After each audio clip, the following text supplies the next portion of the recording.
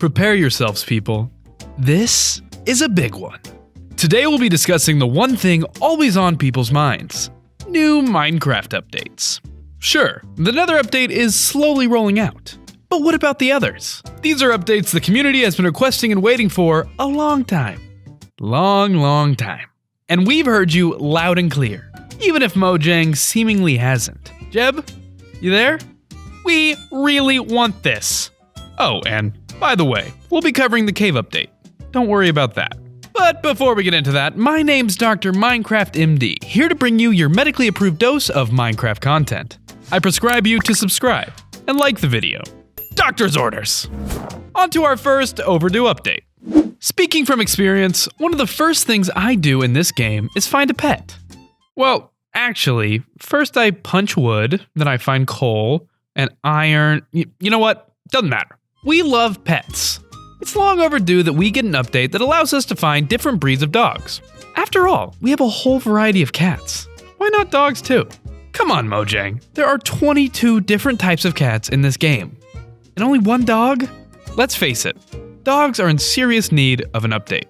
What if this update included the ability to train your dog new tricks, as well as tame new breeds entirely? How about adding the ability to fetch, roll over, high five, and play dead? We shouldn't need a creeper for our dogs to play dead.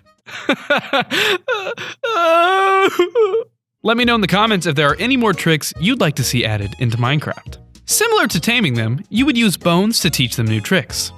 And they deserve them anyway. They're good boys. Let's talk about new breeds. We thought location should dictate the breed of your dog. Tame a wolf in a desert biome, you get a Chihuahua. Do the same in a snowy mountain biome, you got yourself a husky. Maybe if you tame a dog in a field of flowers, you get a golden retriever. Cause they're perfect little angel childs. Leave your dog ideas in the comments down below. We also propose that each type of dog has unique abilities, the huskies being the ability to tame multiple of them to pull a sled, as a form of transportation in the new mountain update. Now you'll be able to trek across large amounts of snow and ice quickly, thanks to your little buddies. As for the Chihuahua, which is a notorious loudmouth, they'd be great for detecting hostile mobs in your area. If enemies are behind you, either players or mobs, your dog will bark. It's like having your own tiny bodyguard. I like it. These are only a few possibilities, but the chance of having more pets in-game is so exciting, and it doesn't stop there. The opportunities for new dogs with extra abilities are endless. I'll be patiently waiting for this one, Mojang. Next! These next few pack a punch. With the introduction of the Ender Dragon, and later the Wither, Minecraft has added some seriously cool boss battles. Being able to fight a truly powerful enemy is dangerous, but comes with some serious benefits too. But after you take down these two foes, that's really it. We want more of this, but on a slightly smaller scale. Next we'll be talking about mini-bosses, found naturally in the world. There would only be one of each of these mini-bosses in your Minecraft world, so the odds of finding them would be rare. First up is the Yeti, a folkloric ape-like creature. In real life, it's said to reside in the Himalayas, but in Minecraft, it'll spawn high up in mountain biomes. It would be a fine addition to the mountain update. They'll be difficult to find, but if you are able to locate a Yeti cave, you'll get the chance to fight the Yeti himself. As well as being a powerful monster, he's also a hoarder. In his time in the overworld, he's managed to collect a large sum of diamonds, amongst other precious items. Kill him, and the spoils of war are yours. But it won't be easy. Our next mini-boss is the Chupacabra, a spiny, dog-bat monster predator. Ugh. If they were to be put in the game, we would caution you against setting up farms in the desert, since the Chupacabra might just kill all of your animals. That's right, all of them. So keep a lookout. If you do catch it in the act, you can attempt to stop it. Again though, it won't be easy. If you manage to kill this beast, it will drop a treasure map. But not just any treasure map, this is a map straight to El Dorado. You won't just find a chest, you'll find an entire treasure room. Very cool, I like the Chupacabra. And I'm definitely not extremely terrified of it. The final boss we came up with is Bigfoot, a wooded variant of the Yeti. Or maybe the Yeti is an ice version of Bigfoot? I don't know. He'll only be able to be found in a mega taiga biome. Although he is very large, he's timid. This doesn't mean he's a gentle giant though. If you get too close and startle the Bigfoot, he'll chase you down and kill you. And he's persistent. Now, you have to decide to run or fight. If you kill the Bigfoot, too bad. You don't get anything.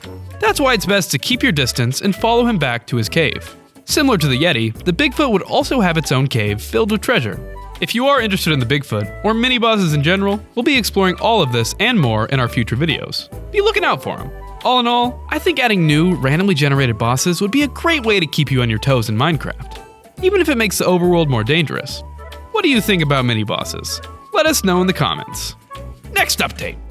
Mojang has added a large variety of blocks to Minecraft, but with every update comes more opportunities. One aspect of the game that hasn't seen enough changes is interior design. So we propose a quality of life update.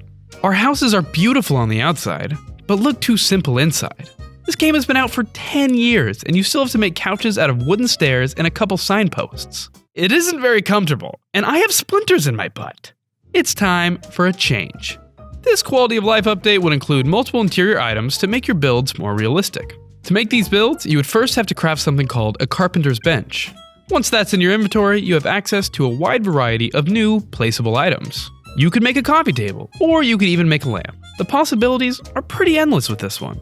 We also propose one final addition to this update: backpacks. Besides, it's a quality of life update. Doesn't having a backpack make it significantly easier to carry your stuff? Ender chests and shulker boxes are great alternatives to backpacks, but they aren't easy to acquire early game. With this thing on your back, you can carry large amounts of items early on. From a certain perspective, this could be seen as a minor update. We don't think that though. Home is where the heart is, and this is an update we've waited a long time for. Mojang, what do you think of this? Why don't you respond to my letters? Hello? Anyone? Jeb? Ugh. Next up on our list is something I'm sure you're going to enjoy.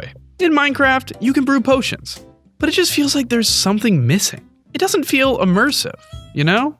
It feels like Mojang is just scratching the surface of what's possible. Besides, Minecraft is a fantasy game.